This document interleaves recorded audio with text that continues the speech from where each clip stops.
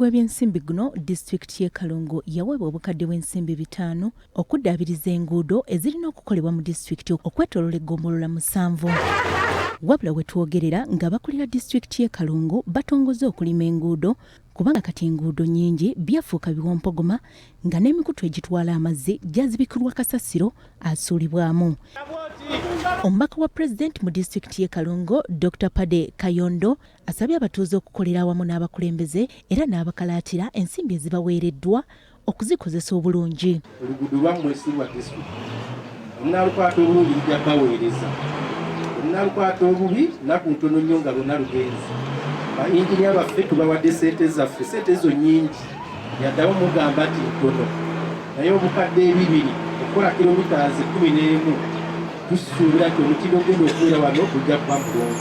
Ssentebe wa disitulikiti y'e Kalungu Nyombi Mukibika Amaadi ategeezezza nti bagenda kukola ekisoboka okulaba ng'ensimbi ze bafunye zikola ebyo ebizisuubirwamu wadde nga ntono tezimala. Fokola kilomita zino 10 batuwa $8,000,000 ndooza yinginiya ku 10. Naye ate yo yunula bw'eba ekola omukubo ne buli obwa kyoko bwe baakola ate ko kilomita emu bagikozesa $4,000,000. So tusaba naffe districts n'amagombola tutuuke ku level nga kilomita y'oluguudo naffe ebeera ya $1,000,000 oba 3 oba 4 tugikole eddala ebeere ng'ejja kubeerawo lubeerera nga tujja kubeera nga tugyeddamu. Kamadi era akubirizza ba inginiya okulongoosa amakubo gonna agakyama mu maka g'abatuuze obutagateeka mu bigoma kubanga bitataaganya abantu. So tusale amagezi nga mwe bayinginiya mwe mwayiya amakubo mwe mwayiya amazzi gatambule bwe guti mwe mutetekanye nti abantu baffe nga bakyama mu maka gaabwe abantu baffe nga bakyama ekkubo ewali essomero ewali eddwaliro bw'oleka totaddewo we banaayambukira emmotoka zaabwe banaasitulansitule. Amyuka kawo w'e Kalungu Fred Musoke akubiriza ba inginiya obutayonona nsimbi zibaweereddwa kukola nguudo era babeere beerufu. Ate n'obukadde 2 mu ggombolo eno kyo si kintu kiki titwalyagadde oluguudo mu lujjeko engalo abataka batandika okubuuza naye $2,000,000 zikola bwe wati. Ennaku zino ku social media walaga wano wewa chairman wewa wawaaba satwalyagadde abantu batandika okubuuza ebibuuzo ebikola ki ti oluguudo lw'obukadde 2 lutunula luti.